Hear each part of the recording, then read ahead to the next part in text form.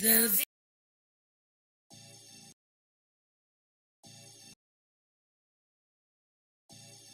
Vera Tommy Show. The Vera Tommy Show. The Vera Tommy Show. The Vera Tommy Show. Let's talk about it. Let's talk about it. Let's talk about it. Let's talk about it. Let's talk about it. Let's talk about it. On the Vera. Hello, hello, hello. I am so excited to be here today with my guests. We're going to be talking about racism and white supremacy. And this is something that this is a conversation that is so needed. And I know people don't like to talk about it, but it is an issue that needs to be addressed. And we all need to look at it from the different perspectives. And so I'm glad to have with me as our guest, Miss Rita Fierro. Did I pronounce that correctly? You did beautifully. Yes. Well, I am so glad that you're here. And I'm going to take a few minutes and just share a little bit about Rita. Let me pull up her. Okay, here we go. Dr. Rita Fierro is for 30 years. Dr. Rita Fierro has guided the unpicking of matters of systemic inequities. Dr. Rita heads a consulting firm that evaluates projects, researches social inequities, and provides processes that illuminate complexity for business, foundations, nonprofits, NGOs, and the United Nations for 4 continents. Dr. Rita facilitates conversations below the surface while honoring deep human longings, setting face to face with the personal pain of hundreds of people. Dr. Rita has a PhD in African American Studies from Temple University and a master's in sociology from the University of Rome, Italy. Dr. Rita co founded Home for Good Coalition as to transform systemic racism in our country. Dr. Rita, I am so honored and privileged to have you here today. And let me pull up my next guest, and then I'm going to give you the floor to kind of share with our audience your journey into this whole process. Thank you for having me, Vera. Thank you for being here. Hello, Professor Kenyatta. How are Yeah, you today? I'm doing great, and it's good to be on your show. Thank you. Yes, I'm so glad you're here again. Last week was so invigorating that I could not help. In fact, we went over. And so I couldn't help but say, we need to do this again. And so let me read your bio. Kamau Kenyatta is an author, speaker, and professor. He has taught African American studies for 25 plus years at various colleges and universities, where he developed a reputation for honesty and clarity. His goal is to help Black people reframe and center their understanding of our history and culture to create a vision of victory. He has degrees from Jersey City State College, Princeton Theological Seminary, and Temple University. Professor Kenyatta is the author of the new book, The White People Show: How to Understand Racism and Still Be Wrong About It. And before we start, I would like to share a poem that I wrote a while ago that I want to share with our audience. We are all immigrants, except for Native Americans who were here before us, who toiled and owned the land. We must understand we are all immigrants by choice or by force. And of course, we all became one nation under God, indivisible, with liberty and justice for all. Where is God? Where is the love? We are all immigrants. We must put behind our past. It is love that has made us. It is love that will keep us. It is love that will last. We must set aside our differences and the hate. Look how much we are all alike before it is forever too late. We all care about our family and those we hold near and dear to us. We all want better for our children and a life filled with much happiness, love, peace, joy, and serenity, and to be free of guilt, loss, poverty, doubt, fear, sickness, injustice, and worry. We need to get in a hurry and come back to the fact that we are all immigrants, one nation under God, indivisible, with liberty and justice for all, before we all fall. So I wanted to share that. And I know, Kamau, I had mentioned that poem to you earlier, and you made the comment, well, we're not really immigrants. So after Rita shares her journey and you share yours, then we're going to start with that. And also, is racism here to stay? Is it going to change? Can it change? So, Dr. Rita, the floor is yours. Thank you for having me, Vera. It's an honor to be here with you. And as you said, the conversation with Kamau last week was really juicy, and so it's really good to be able to dig in at some more. Why am I on this journey is because as I remember as a child feeling in my belly the experience of hatred when in conversations at dinner tables or whatever, as it happens in white spaces, I would hear the way people would talk about Black folk. And I remember as a child it feeling like a punch in the stomach. And over the years, what I learned how to do, and what I argue most white folk are trained to learn, is to numb it and to stop feeling it. And sometime around 19, I realized that I had learned to numb it so badly that I was spending a lot of dinner time or family time in the bathroom because I was so nauseous that I had to remove myself from these spaces. And one day I looked myself in the mirror and I said, "Listen, kiddo, you care, it hurts you, you got to do something about it." And so I kind of embarked on this journey of really doing everything I could to understand more about racism and how it operated and how we could undo it. But most of all, what I realized today, which I didn't know at the time, because the journey evolves, and I don't know at the time. I think it's been ultimately a journey to discover myself at a deeper level. And undoing racism, just for my life journey, happened to be the way that I did it. That is outstanding. And your work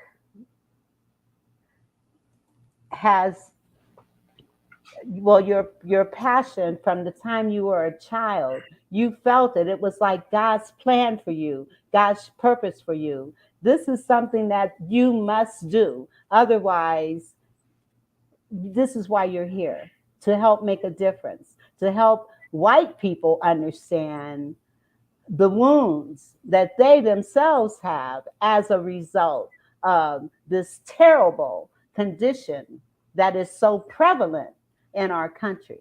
Now, I'm going to shut up and let Kamau, Professor Kamau, come up and share your journey and also talk about the immigrant situation as I had indicated.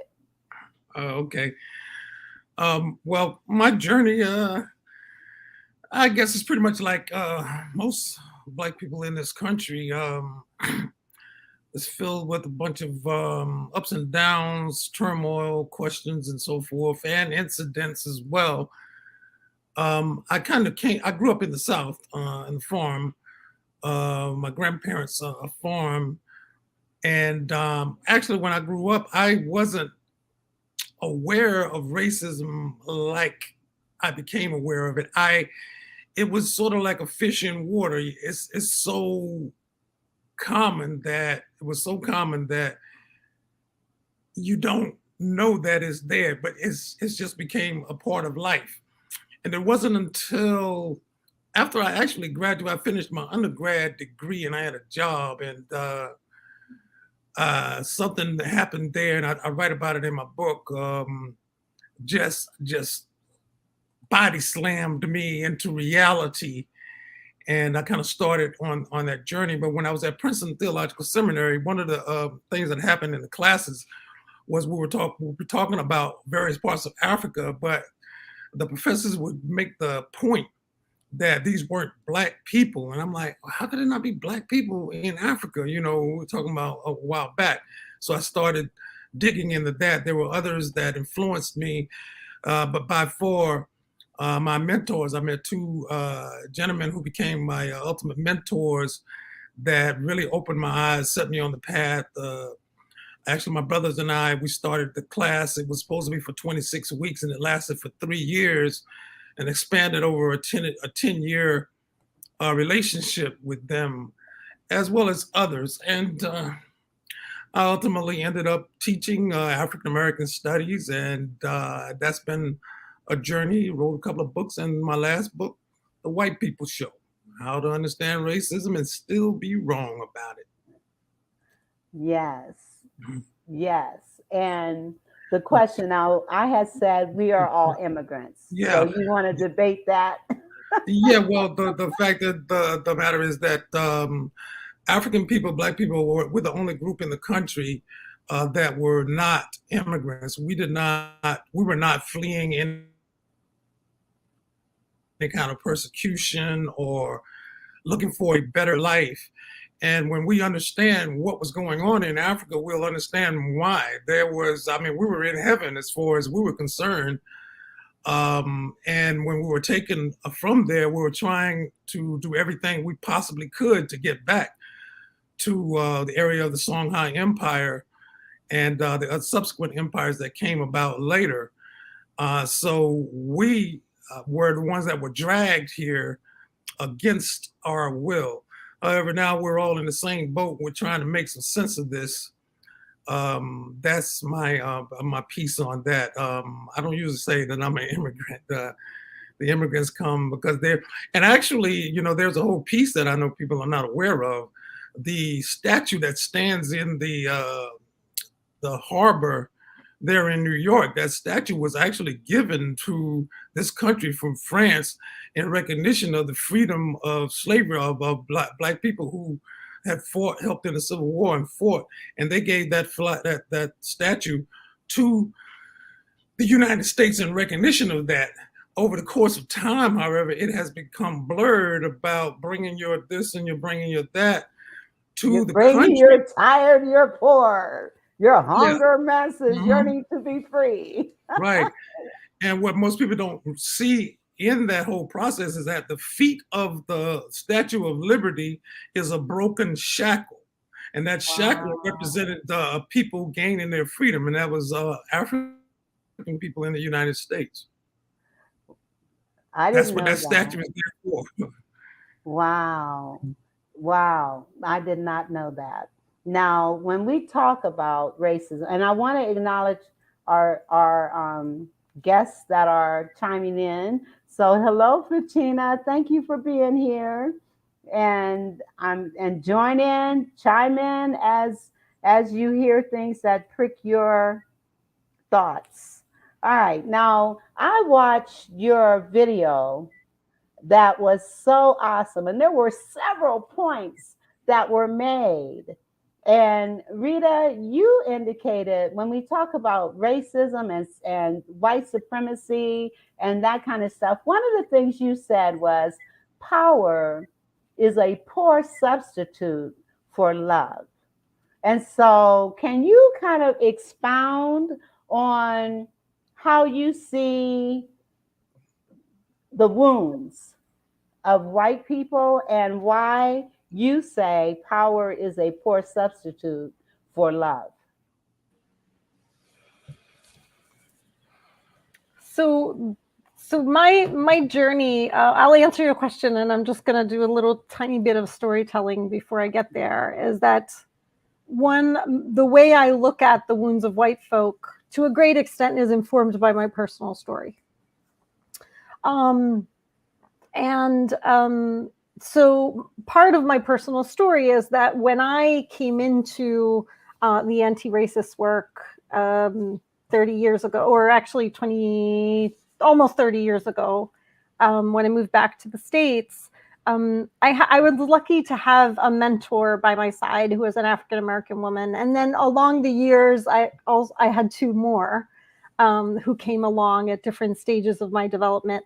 And the thing that these three women have always said to me, in the beginning with more suspicion and later with more love and accountability, was they'd look at me somewhat with their arms crossed and somewhat side-eyed and say, what's happening with you?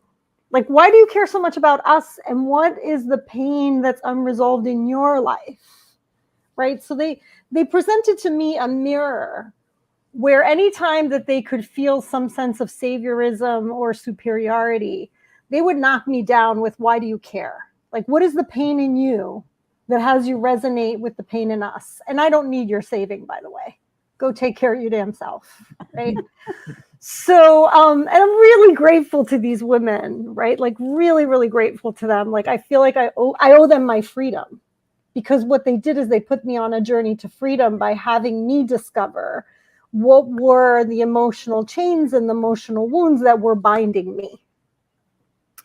Now, fast forward, because I definitely don't want to go into the whole story of it. But the big question, the big question that has moved my journey has been the question, how have we done so much harm?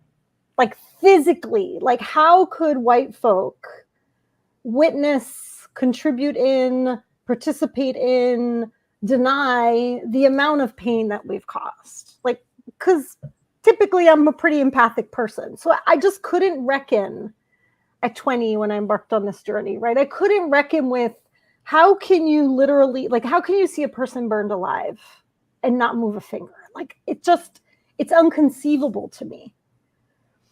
And so, referring, of course, to lynching in the United States. And so I embarked on this journey. And one of the things that I discovered, and that I wouldn't say is true for every single white person in America, but so far seems to be true at least for another 20 or 30 whites that I've been talking to about this, is that there's something about how we're raised, that the main message we get from our families is not love, but that we have to perform to be worthy of love. Because being superior requires constant proof. Wow. And so because we don't actually feel our family's love fully, and we don't feel that it's unconditional, we think it can be cut off at any minute. Then what happens is that we uphold the system because we're trying to prove that we're valuable. We're trying to keep our loved ones. We're trying to keep our status, because there's a perception that without that status, we will die. Wow. So we don't have the experience that, not all folks of color, but I know a lot of folks of color who would say, we know that the society out there sucks, but we also know that our parents did like the best they could with what they had. I think for a lot of white folk, that comes with the emotional maturity of the 30s and 40s and 50s. We're not actually raised with it. So we don't experience grace for ourselves or for other people. And that reminds me of scripture that says, love thy neighbor as thyself. And so you can't even begin to recognize the love of a neighbor if you're not understanding love yourself. I want to acknowledge our guest, Tressa. She says, good evening. Hello. Glad you're here. Calarita? Calarda? She says, good evening, everyone. I'm so glad you're here. And Fratina, earlier, she said, I wasn't aware of the Statue of Liberty info. So neither was I. And so for you to share that, that was very eye-opening. And so I thank you for sharing that. And so back to our topic. And Rita, well, let me bring in Kamau. Now, Kamau, from your perspective, we've just talked about how Rita views what's happening and why racism and white supremacy exists, because white families are more concerned with performance. I'm just reiterating what you said, with performance more so than love. And love and performance kind of go hand in hand. If you are performing well, then that's a form of love. Am I saying that kind of correctly or incorrectly? Yes, but at the same time, it undermines it because it means the love is never unconditional, right? And so I always am out to look for the next thing that I have to do to get accolades. And so that's why I was saying power becomes a proxy, because then, by getting my little power on my little corner of the world, then I suddenly feel like I'm valuable. But there's always a threat in the background, because if your value is dependent on the job can always fall apart, right? Pandemic taught us that, right? Like life is uncertain. So if the love of your family, which is our inner core and our closest, and love of everyone around us is contingent upon something outside of us, then we can never really count on it.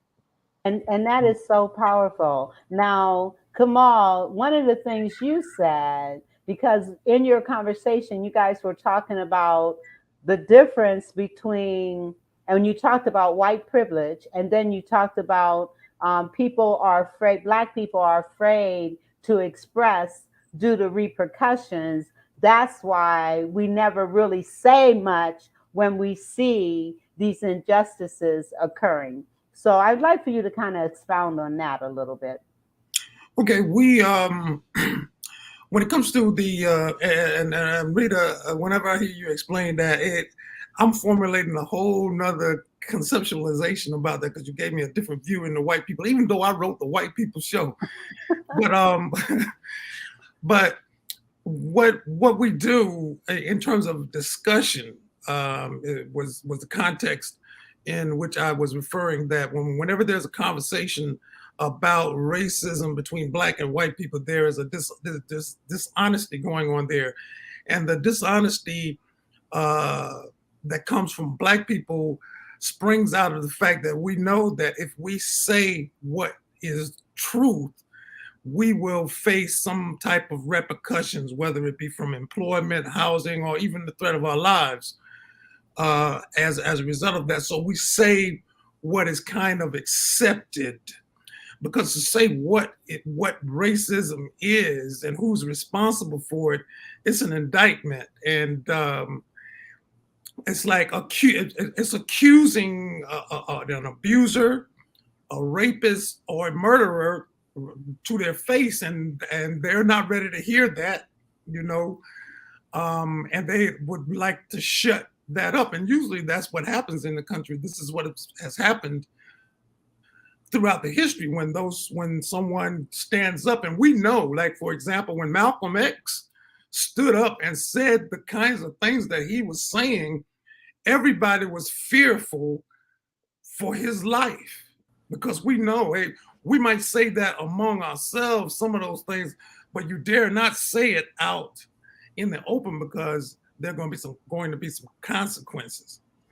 That was the point that I was making about the dishonesty going in between that. And then on the side of whites, they don't want to hear that, because they have imbibed the notion of American history that they received in the fourth and fifth grade without having gone back and actually looked at what, and that's true for most Americans, I should say.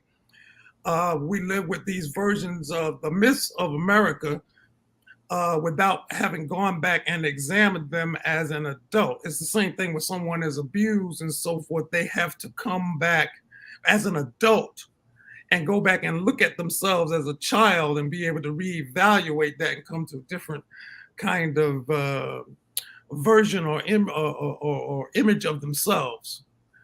And that doesn't happen.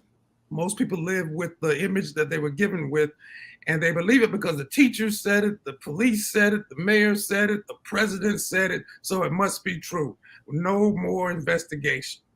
Don't confuse me with the facts. So what do we do? How do we remedy this? What do we do? If Black folks are afraid to express themselves and white folks don't want to acknowledge the truth, what do we do? How do we deal with this? Now, Lance says, good evening, Lance. And then Kushan, okay, miseducation. Okay. All right. Yeah. So how do we deal with this? Because we are killing ourselves. We are imploding because of this hatred. So what do we do? It's going to be a lot. It's going to have to get a lot. It's going to be rougher before it's going to smooth out because of that conversation. And because we don't have that open, honest conversation, we can't get past it because we're living in a falsehood. As I think we talked about last week, Rita and I, that after enslavement, you have 400 some odd years of a group of people being abused in every way you could, sexually, psychologically, physically, and then you have someone who's been doing that abusing for all of that time, and then all of a sudden you say, okay, slavery is over, enslavement is over, we're all the same. And nobody gets any therapy. Nobody gets any kind of readjustment after having gone through the ordeal that occurred in this country. And we know that when people have, I think at the last incident of the mass shooting, the children there, they have to have psychological therapy. And that was just one incident. When we're talking about hundreds of years of this stuff, and we're all pretending, or too many of us are pretending like, well, we're all okay, we're all the same, and but it's not. And so that manifests itself in various ways in our community. It manifests itself in ways that are detrimental to us and our well-being. It manifests itself in the white community because, as Rita said, we are threatening their power. When we come to them and say, hey, well, you got to do this and do that, we're basically asking them to give up their power in a certain kind of way. And so you got that tug of war that's going on there. And as I think Lance said in the comments, or I think Houston might have said, miseducation. Yes. Miseducation continues. And with the whole argument with critical race theory we see going on, they want to push that under the rug. No, we don't want to talk about that because it's painful and it's revealing at the same time. But the only way we're going to resolve these issues is to get to the truth. You know, just like everyone says, you know, if we don't understand our history, we are bound to repeat it. And so understanding that we've got to really look at this situation from a heart thing. And I mean, you can try to change a person's mind, you can set rules and regulations, but if it's not in the heart, if it's not a heart change, And Rita, I know that's where you come in, where white people are concerned. So let's talk about that.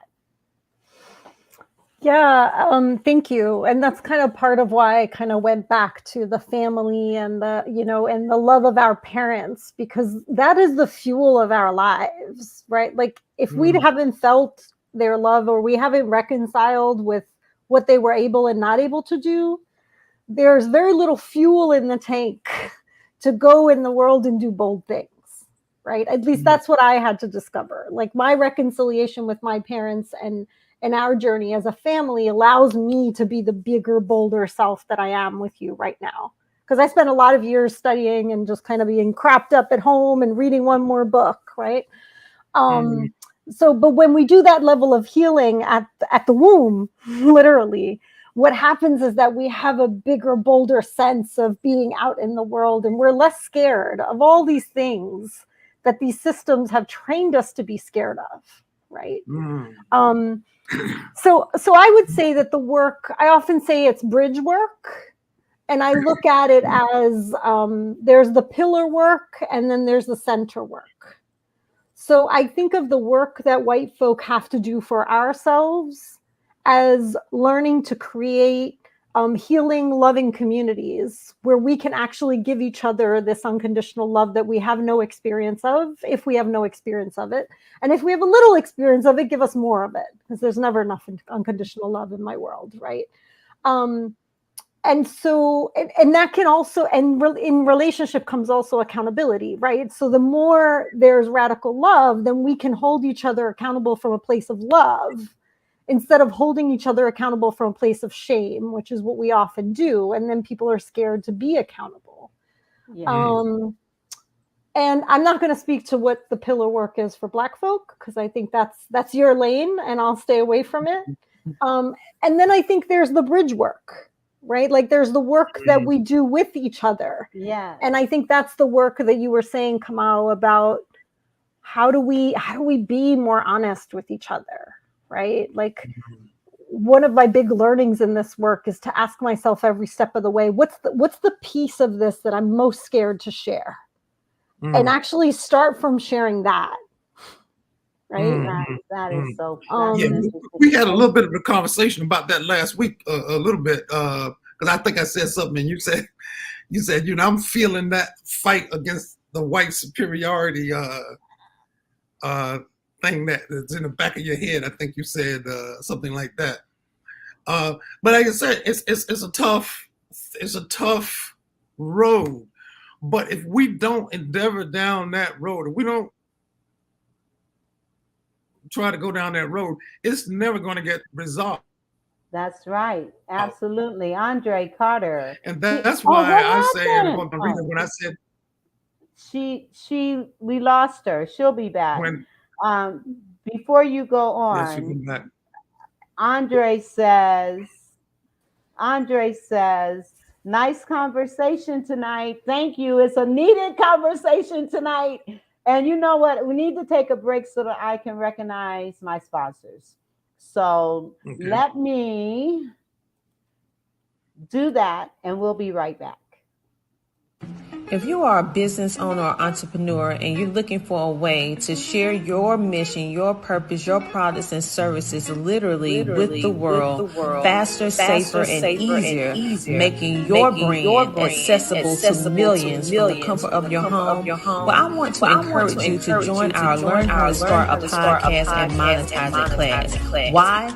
It's because this was designed for entrepreneurs like yourself as a platform to provide you with the knowledge in order to not only start a podcast, but successfully launch it. And then the third key, which is helping you to understand how you can monetize your podcast. As you are impacting the world with good, you can also build multiple streams of income from this one podcast and share your story, mission, and purpose literally with the world. So on today, I want you to go ahead and click CoachTinaRamsey.com to join our podcast class today. I'm telling you, you want to contact Coach Tina Ramsey. I am a part of her platform, and my show just made number 3 on her platform, over 27K countries. And so if you've got a podcast or you're thinking about a podcast, please contact CoachTinaRamsey.com. Yeah, Okay. I meant to congratulate you on that. That's a milestone. You were in the top Thank you. 3 in 27 countries. That's I feel pretty so big, honored. sister. I feel so honored. Thank you very much. And Fabulous. and I give credit to Coach Tina Ramsey. I do.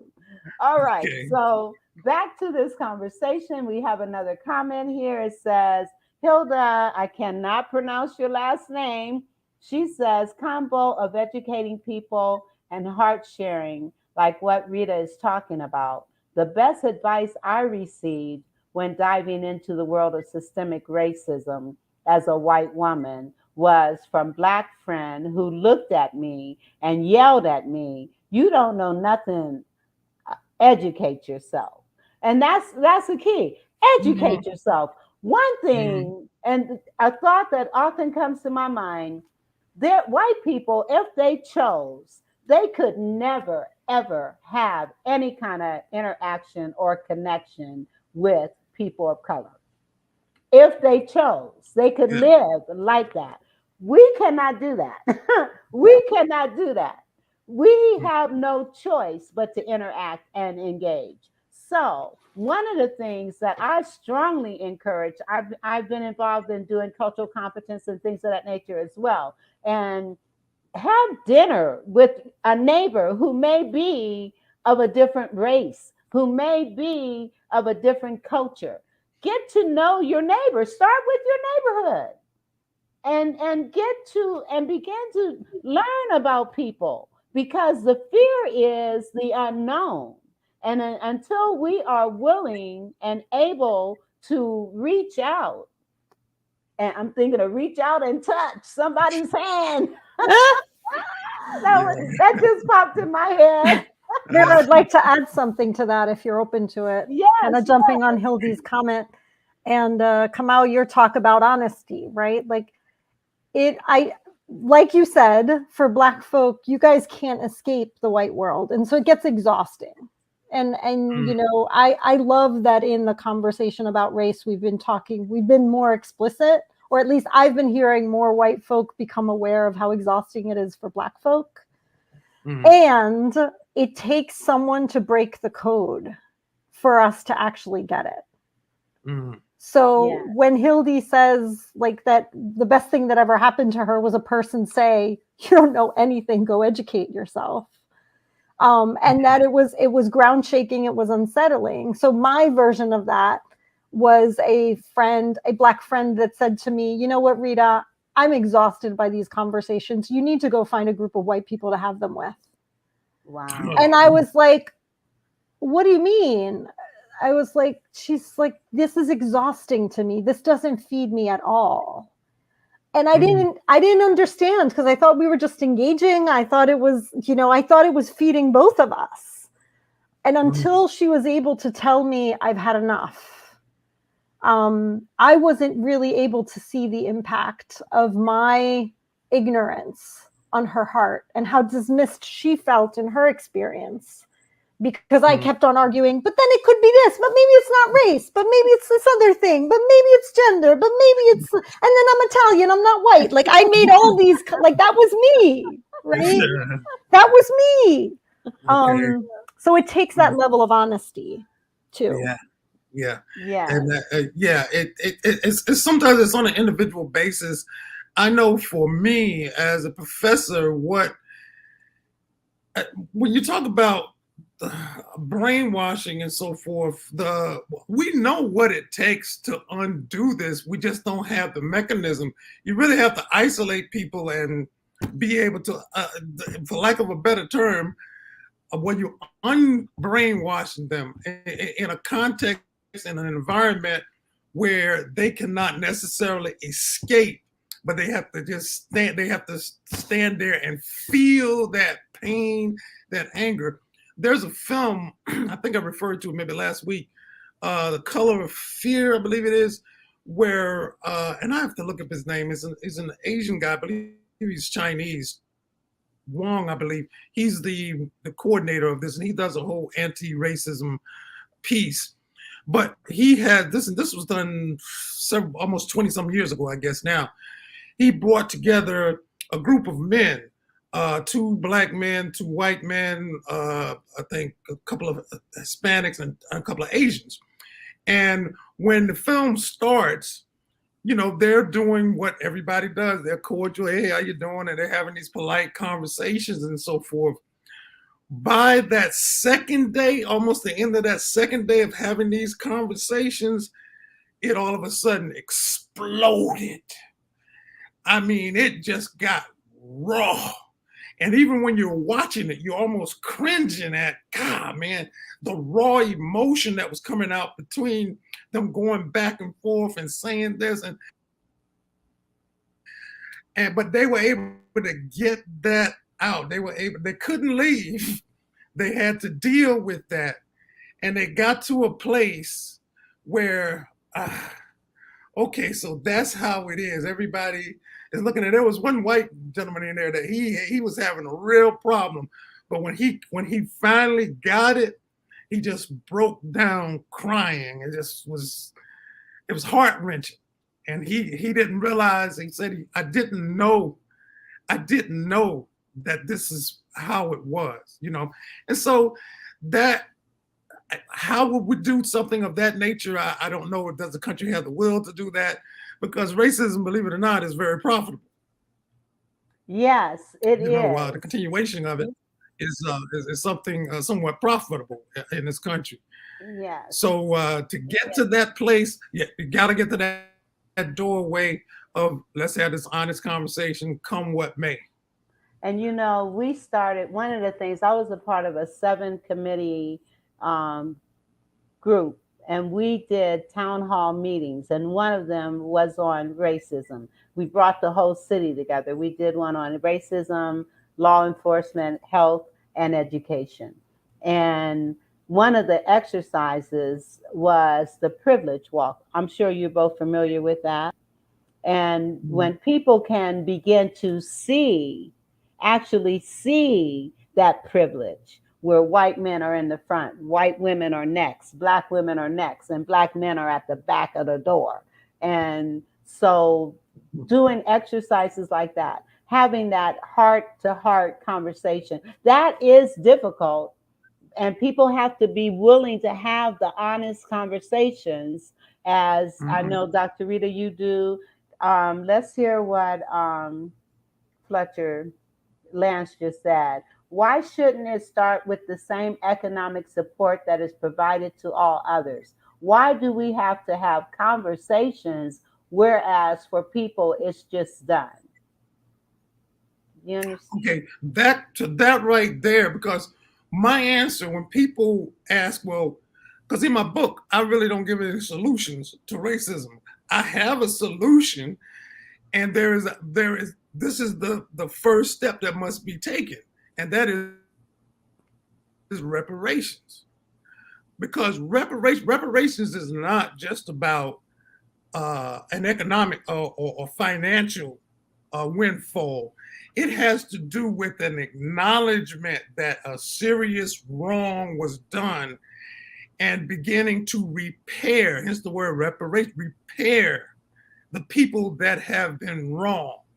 There's a psychological part of that. So reparations, and whenever people, when I'm in conversations and people start talking about solutions, and I throw into the conversations reparations, it kind of shuts down. Because now you're not serious then. If you're not going to talk about reparations and you want to solve the race problem, that would go a long way to helping the conversation or to helping the situation. Reparations. And especially, I mean, yes, we were promised 40 acres and a mule, and that was rescinded. And then Black folks started having their own communities, building their own economic bases, and those were destroyed. You don't want us to be a part of you, so we tried to become a part of ourselves, and you destroyed it, killed it. Set it on fire. Yeah. So, yeah. So that piece there, in terms of what was it Lance that made that comment? Yeah. Yes. The reparations piece is the real doorway to let's start what we know. Hey, you're serious about this, because it's a smack in the face for us as Black people to sit and watch reparations being paid to the Jewish people, reparations being paid to the Japanese in this country, and so forth. And then we, of all people, it's not even a consideration. We're just barely getting to the place where they're having a national conversation about it. Yes. Now not even to the point of let's do it. Yes. Yeah. Hilda, she says yes. And that shame and pain that Kamau talked about, not knowing a solution, the guilt holds a lot of white people from keep looking into the mirror, becomes too intense. So to acknowledge this and then to accept that you were part, that is something white people need to get clear about and not keep hanging in the shame and the guilt. And again, awareness precedes change. The only way that we are going to make a difference and make a change is for all of us to, first of all, become aware of our history, the true history, not sugarcoated, not smoothed over, but know our history and all the hurt that so many of us have experienced in the workplace, in our systems, everywhere. And you know what? And I do have to pause again to acknowledge another sponsor, and I'll be right back. Okay. So let me go to that.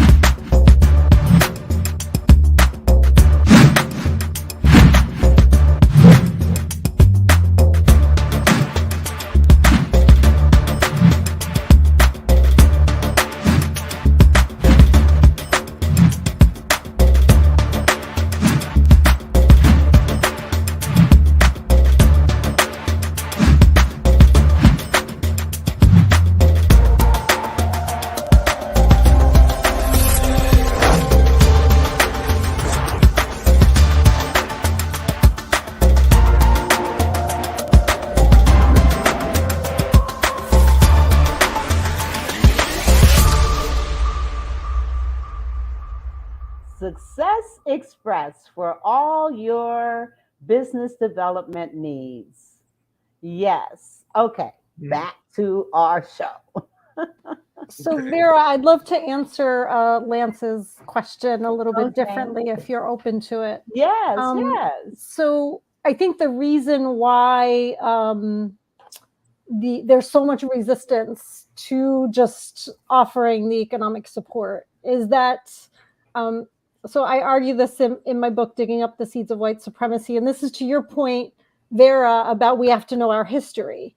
We have to understand what were the intentions that were embedded in our systems that our institutions are grounded in. So I would argue that the criminal justice system and the economic system were woven together, even like very, very early. So one of the first laws passed, and if I remember correctly, it's in the 1600s even. It's like even before slavery gets really formalized as an institution, was that people who were found guilty of a crime, it was okay to withdraw food from them. Because at some point, you know, whites were arriving and they had certain rations of food, like really, really early on in colonization. So there's this first thing, like if you're punished for a crime, we can starve you. And it's kind of one of these early pieces around demonizing human value. And then if we understand that 13th Amendment and how we created this loophole in the end of enslavement that if you're convicted of a crime, you can be enslaved, right? You'd be a slave. We basically wrapped the economic system and the criminal justice system and enslavement so tightly together that it's not easy to unravel them. And Mm-hmm. I'm an optimist, Kamau, so I would say it's not easy to unravel them, but they can be, because people put it together so people can pull it apart and people can build something new. Mm-hmm. But it takes a movement of people. And that's why relationship is so important, because none of us can do this alone. You're absolutely right. And the closest this country ever came to unraveling that was in the 1960s. Because in the 1960s, because it really culminated in 68, it just blew up in 68. But you had Black people, Asians, Hispanics, women, all of these groups all of a sudden just started looking and saying, who's responsible for this? And rich white men. And the movements, if you go back into the 1960s, I was there, but I was a child at the time. But in retrospect, remembering the feeling, I can remember the feeling of what was going on there. There was this optimism within the country. People were on the move. And then that got curtailed. It got hijacked because the government went to war against its own people. But Black people were at the forefront of it, so we got the brunt of it. You see the Panthers and the other Black organizations. You have white organizations like the Weathermen. You have the equal rights with women. You have the Chicano movement. All of these movements, the Indian movement, all of these things were coming together, and they attacked every one of them and dismantled them systematically. And many of those people are still sitting in the prisons in this country today or dying. I think, I forget his name, that was just released about 3 weeks ago. He's in his 80s, and I think he has cancer or something like that. And so they let him out. But he's been in prison for like 50 years, and you still have other people there, these political prisoners. And their movement got hijacked in the 1980s and the 1990s. It got hijacked. And if you can ever get back to that, I think this, and I don't want to bring up something controversial, but this Roe v. Wade decision may be one of the things, the catalyst to start people to start, like, hey, look, what's going on? Because the abortion part of it is just a part of that whole thing. You're right. They want to control contraception. They want to control. They want to undo interracial marriages. That's what was so crazy. What Clarence Thomas said: you opening the door to have your whole marriage taken back. It's like, are you this dense? But that kind of thing right there is what can catapult the country, and people have to pull together to something of that nature. I think has to take place, and then of course the educational piece is indispensable. Absolutely, and understanding, where are you in that continuum of racism? And we're going to run out of time again, but also I wanted us to kind of touch base with not only racism, but prejudice and bigotry, because people may have some of these things a little bit confused. So if you could kind of expound. And then Vincent, he says, College Park, Maryland. Oh, it's one of my guys I grew up with, Vincent Martin, in my little small town, Timorsville. Yeah, I'd be happy to take on prejudice if you take on bigotry, Kamau. How does that sound? I have a way to go about it. Yeah. That work? Okay. Yeah. So prejudice literally comes from prejudging. Yes. So when we see a chair that has 4 legs, a top, and a back, we decide it's a chair. If it has 3 legs instead of 4, we've decided it's a stool, right? And we make that decision based on categories that we've just made up. So if you've never seen a chair before, but you're told that there's an item with four legs, a top, and a back, you'll probably say it's a chair. You'll prejudge it as that, even if you haven't seen it before. It's part of how our minds works. We create categories and we create ideas about those categories. When we do it with people, it ends up being extremely demeaning.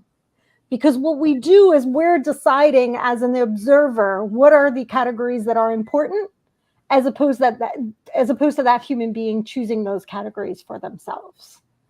And so I would say we all have prejudice about something. There's also always something in our life that we don't know much about. And there's always something that we learn more as we get to know the personal stories of individuals. Prejudice is different from racism because racism is prejudice with power, and racism is when first of all, you're doing not only a difference, but you're looking at a hierarchy of individuals, and institutions are there to support it. So the whole society is organized to support that hierarchy. So I always say white people can be prejudiced against Black folk, Black folk can be prejudiced against white people. But I would argue that Black people can't be racist against white people because they don't have a system that is in support of that. Okay. Right. Yeah, I would agree. This is what, in my classes, is one of the first things I talk about when we're talking about racism, making a distinction between racism, prejudice, and discrimination.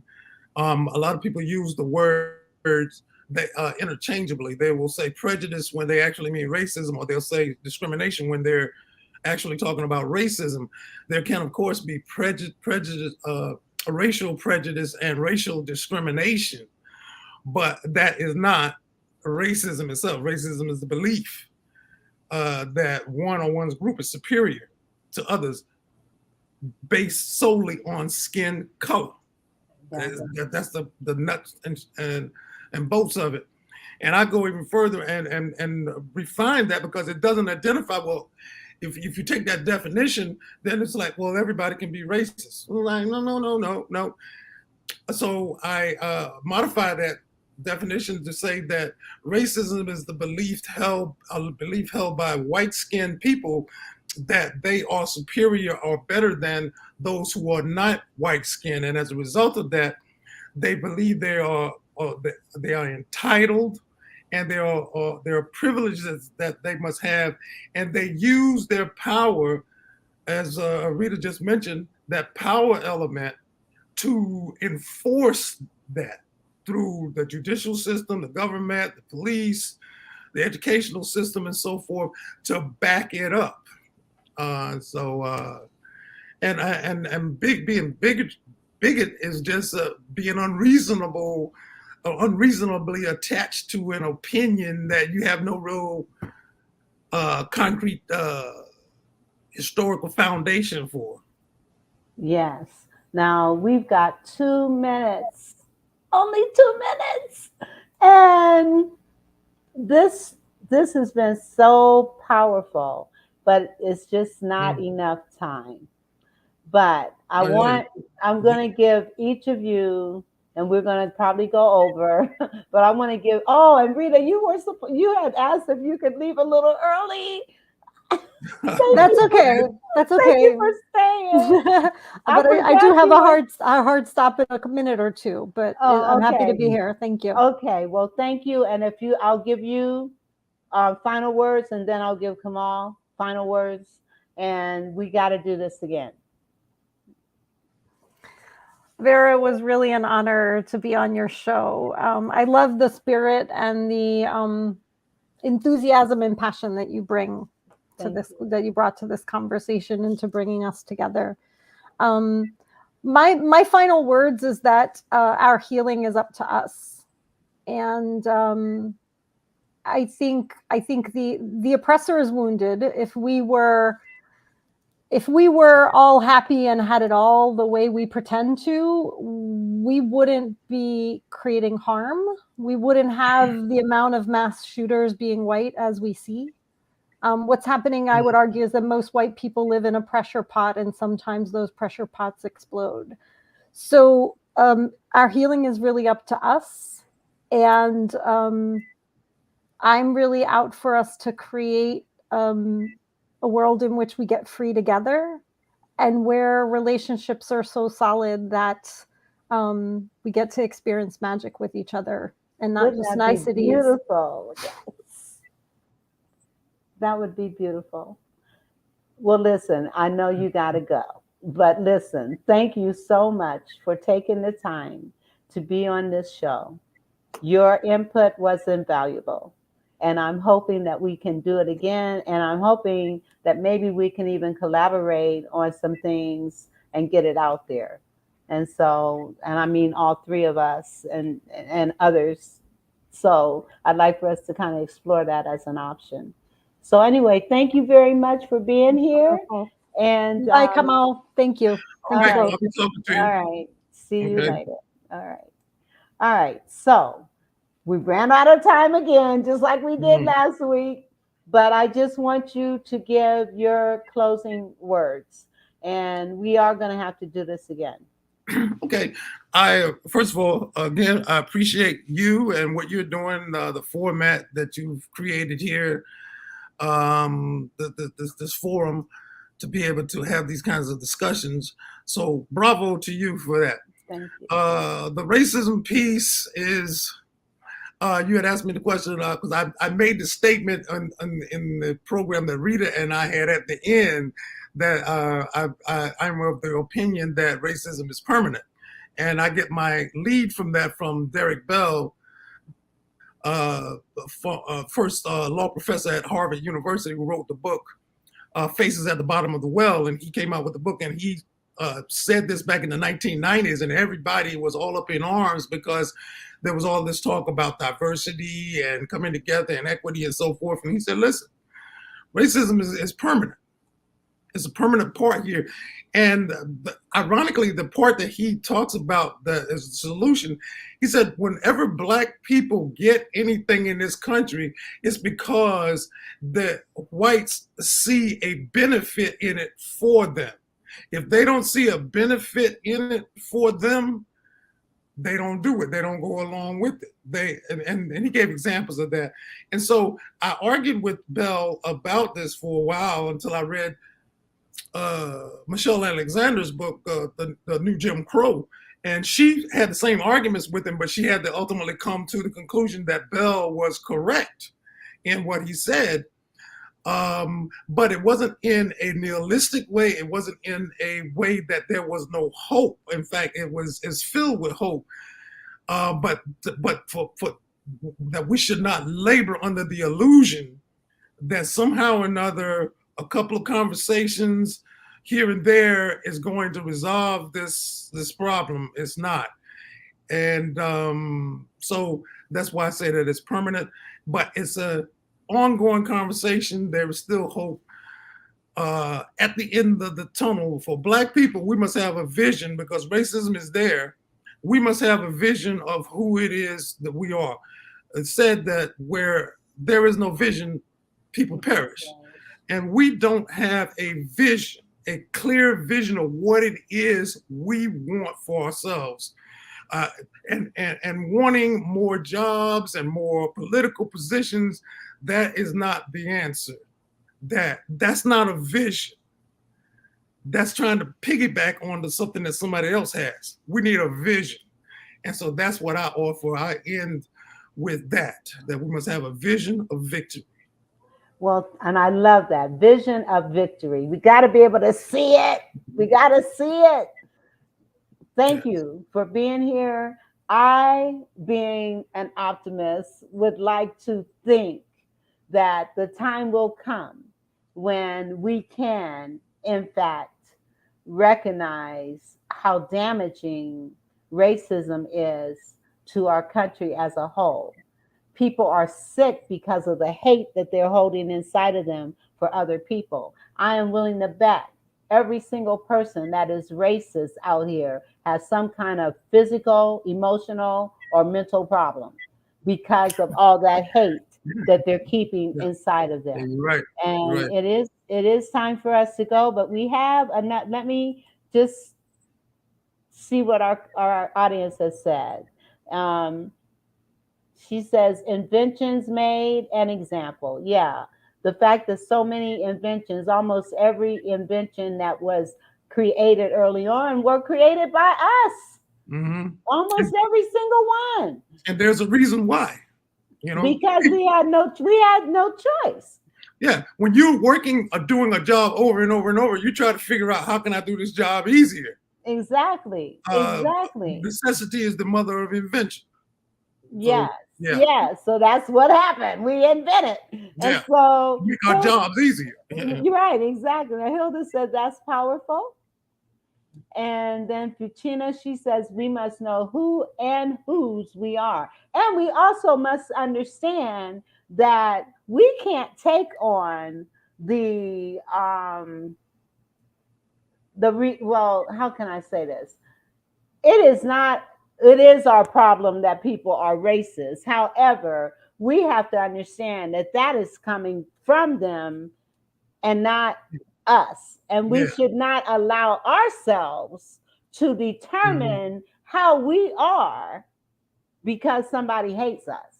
Right. That hate is hurting them even more so than it's hurting us. Yeah, the first step for us is to love ourselves. We must love fall ourselves. in love with ourselves again. And once we love ourselves, then nothing and no one can shake us. Can't stop us. And can't, absolutely. Okay, we're out of time. Can't touch this, you know. Can't touch it. Listen, thank you so much.